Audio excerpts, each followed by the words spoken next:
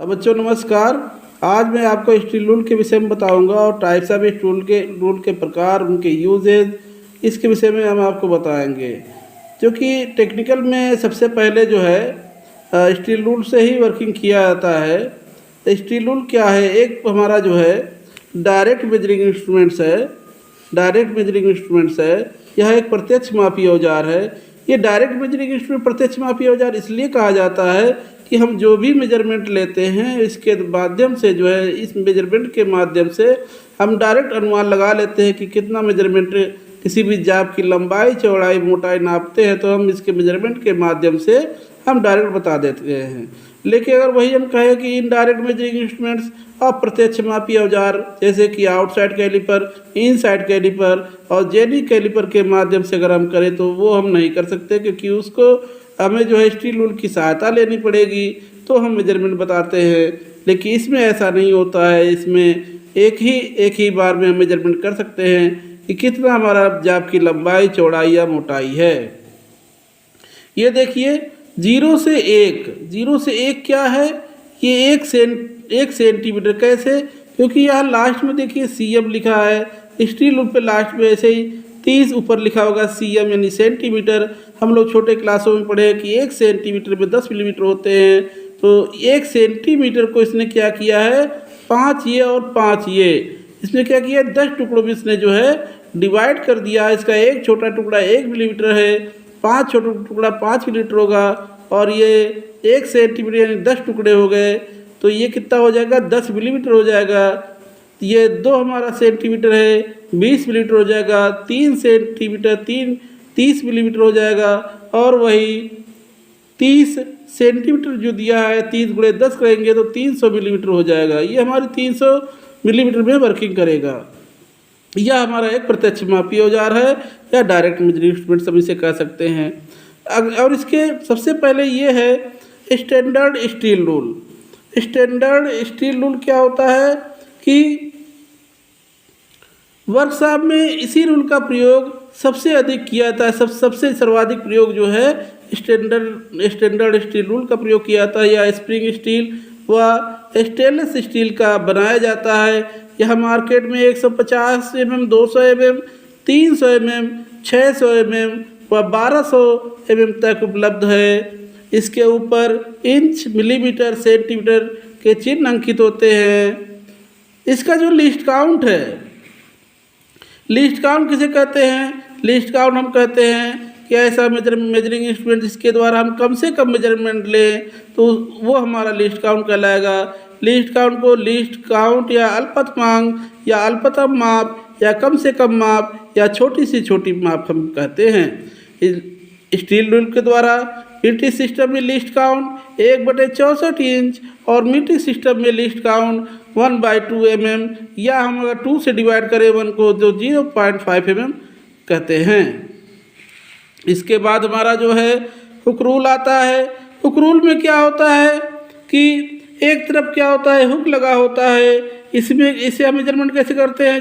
जैसे स्लॉट या ग्रू है उसमें हम हुक को फंसा देते हैं और शेष भाग को मेजरमेंट करने के लिए इस हुक रूल का प्रयोग किया जाता है। इसमें क्या लिखा हुआ है देखिए, इस रूल के एक किनारे पर हुक लगा होता है जिसे किसी स्लॉट या ग्रू को छोड़कर बाकी भाग मेजरमेंट किया जाता है। इस पर सेंटीमीटर, इंच व मिलीमीटर के चिन्ह अंकित होते हैं। इसके ऊपर इनसाइड कैलिपर का माप भी सेट किया जाता है। इनसाइड कैलिपर क्या है?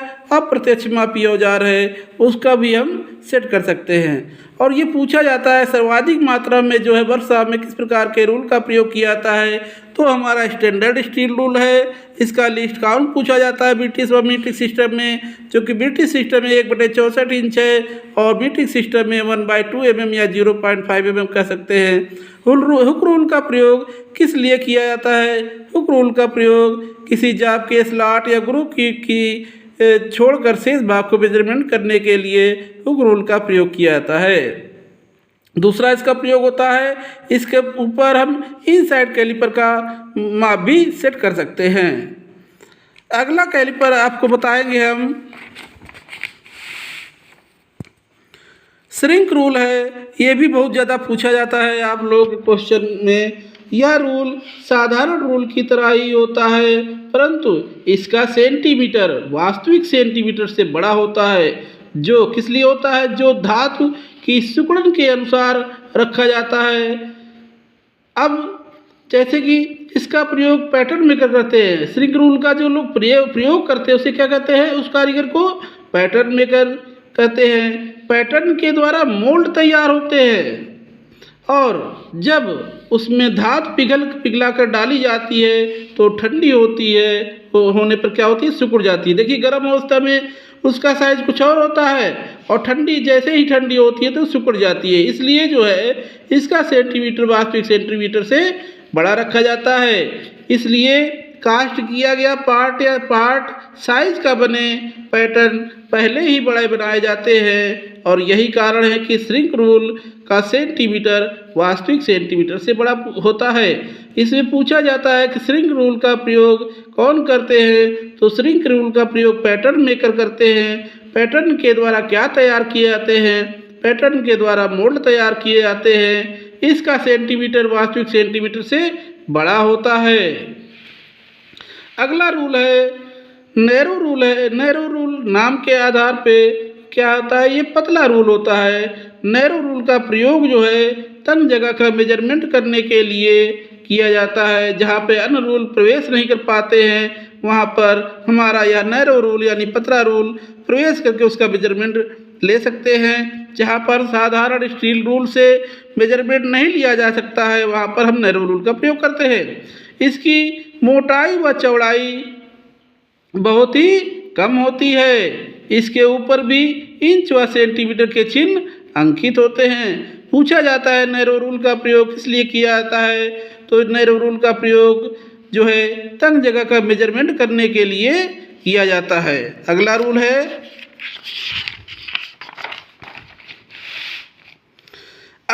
है साठ रूल। साठ रूल क्या होता है? देखिए इसका फिगर बना हुआ है, ये रूल होल्डर है, ये साठ रूल है। साठ रूल क्या होता है? छोटे छोटे रूलों में आता है। इसमें क्या लिखा हुआ है? 60 रूल। छोटे छोटे रूलों का एक सेट होता है। क्या होते हैं? सेट में आते हैं। इसके द्वारा गुरु या स्लॉट का माप मापा जाता है। यह एक सेट में 5 मिलीमीटर, 10 मिलीमीटर, 12.5 मिलीमीटर, 20 मिलीमीटर और 25 मिलीमीटर के रूल होते हैं तथा इन्हें पकड़ने के लिए क्या होता है? एक रूल होल्डर लगा होता है जिसके एक सिरे पर स्लॉट कटी होती है और पीछे का भाग नल किया हुआ होता है। नल क्या होता है? जो ये आड़ी तिरछी रेखाएं दिखाई दे रही हैं यह हमारा नर्लिंग ऑपरेशन होता है जो कि लेथ मशीन पर किया जाता है और ये डिफरेंट टाइप के होते हैं। जैसे ये 3 प्रकार के होते हैं, स्ट्रेट नर्लिंग, क्रॉस नर्लिंग और डायमंड नर्लिंग। इस पर जो ये इसमें नर्लिंग दिखाई दे रही है डायमंड नर्लिंग है जो कि लेथ मशीन पे होता है, नर्लिंग टूल से होता है। इसमें ये और यह जो है ब्रिटिश सिस्टम में जो है यह मार्केट में 1/4 इंच, 3/8 इंच, 1/2 इंच, 3/4 इंच और 1 इंच के साइज में मिलता है। बच्चों ये पूछा जाता है कि 60 रूल का प्रयोग किस लिए किया जाता है? 60 रूल का प्रयोग गुरु या स्लॉट का मेजरमेंट करने के लिए पूछा जाता है या सेट के रूप में आते हैं। अगला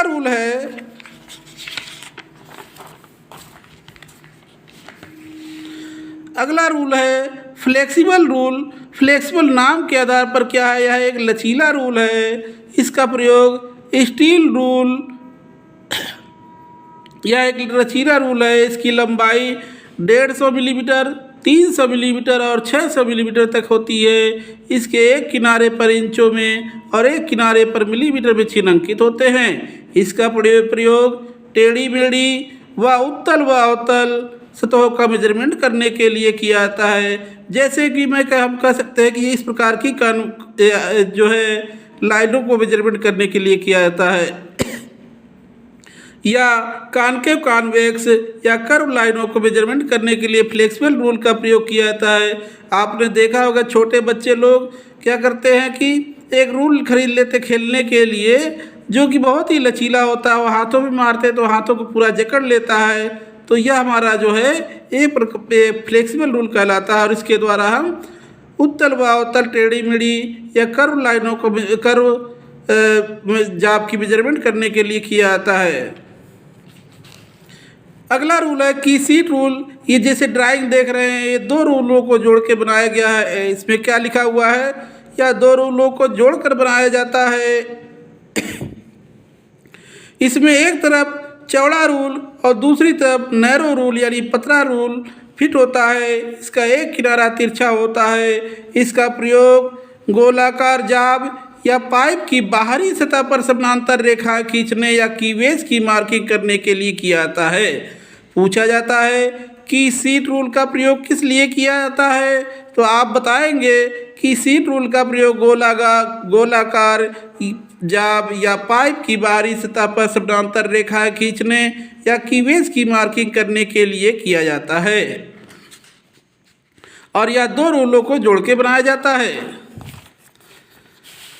अगला रूल है कैलिपर रूल। इसका जो डायग्राम है, इसका जो व्यू है, प्रत्यक्ष मापी औजार वर्नियर कैलिपर की तरह ही देखने में लगता है। यह कैलिपर रूल, इसमें क्या लिखा हुआ है, कैलिपर की भांति एक स्लाइडिंग रूल है। इसमें भी एक चौड़ा रूल और उसके बीच में एक नैरो रूल स्लाइड करता है।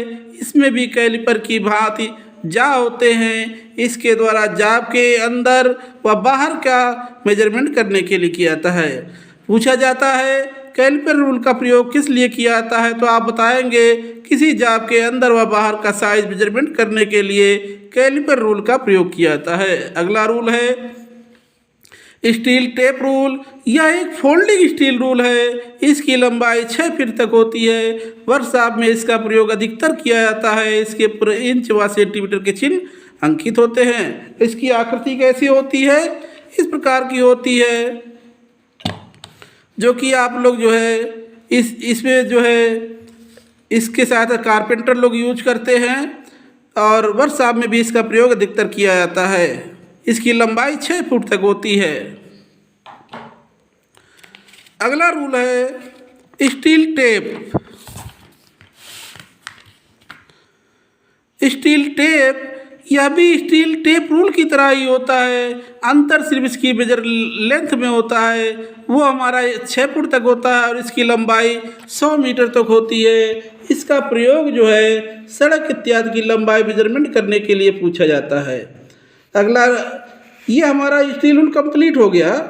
लेकिन अब एक चीज़ और हम आपको बताना चाहते हैं, रूल डायमेंशन और प्रिसीजन डायमेंशन में डिफरेंस क्या है। स्टील रूल के द्वारा ब्रिटिश व मीट्रिक सिस्टम में जो कम से कम माप लिया जाता है उसे हम कहते हैं रूल डायमेंशन, जो कि ब्रिटिश प्रणाली में 1/64 इंच और मीट्रिक प्रणाली में 1/2 mm होता है। जबकि प्रिसीजन इंस्ट्रूमेंट जैसे माइक्रोमीटर व वर्नियर कैलिपर के द्वारा हम कम से कम माप लिया जाए उसे प्रिसीजन डायमेंशन कहते हैं, जो कि ब्रिटिश प्रणाली में 1/1000 इंच और मीट्रिक प्रणाली में 1/100 mm या 0.01 mm होता है। तो रूल डायमेंशन क्या है, रूल डायमेंशन के द्वारा ब्रिटिश व मीट्रिक सिस्टम में जो कम से कम मेजरमेंट लिया जाता है उसे हम जो कहते हैं रूल डायमेंशन, जो कि ब्रिटिश प्रणाली में 1/64 इंच है और मीट्रिक प्रणाली में 1/2 mm है। प्रिसीजन डायमेंशन क्या है, माइक्रोमीटर व वर्नियर कैलिपर के द्वारा जो हम कम से कम मेजरमेंट लिया जाता है उसे प्रिसीजन डायमेंशन कहते हैं, जो कि ब्रिटिश प्रणाली में 1/1000 इंच और मीट्रिक प्रणाली में 1/100 mm या 0.01 mm होता है। अच्छा बच्चों, अगली क्लास में हम आपको माइक्रोमीटर के विषय में बताएंगे। थैंक यू, नमस्कार।